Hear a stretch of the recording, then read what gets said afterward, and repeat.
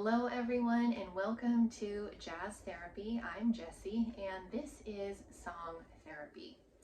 In Song Therapy, we take one song, we talk a little bit about the artist, and we talk about how it makes us feel, and then we put it in one of the 7 categories of emotional listening that I came up with.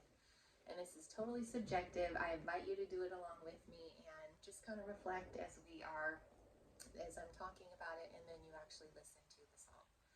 All right, so this week, today, Tuesday, this song that I chose for you today comes from Oscar Pettiford, who was an incredible American bassist. I'm going to tell you a little bit about him. He was born in 1922 in Oklahoma. His mother was evidently Native American, I believe of Choctaw descent, and his father was half Native American and also half Black. So he has a very rich cultural heritage, and it's great to see Native Americans represented in the jazz scene. And I learned this about Oscar Pettiford.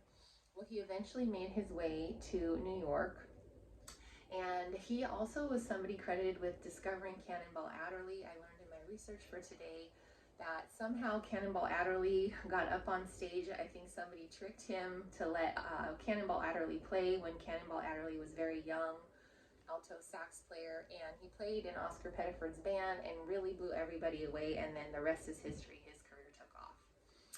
In 1949, Oscar Pettiford broke his arm and he had to kind of rehabilitate and recuperate. He could not play the bass, which is just a giant instrument. And so kind of to keep himself motivated and just explore, he started, playing around with the cello.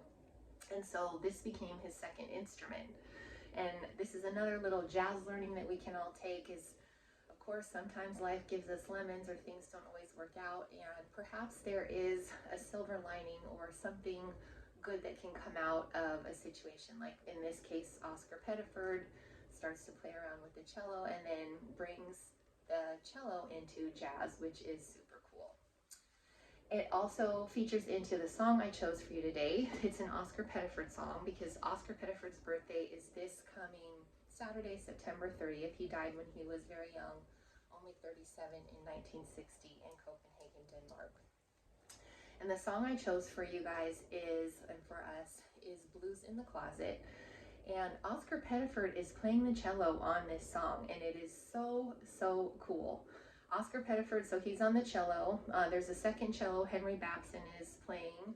On the piano, Arnold Ross, and on the drums, Alan Stoller. And so I was just, researching music for this week, and I heard this song, and immediately I started snapping my fingers, and the sound was so cool. And then I realized, wow, I learned this is cello on there, and I was like, wow, this is so innovative and so neat. So I chose this song because today's Tuesday, it's the start of the week, and I wanted to kind of borrow from this innovative energy.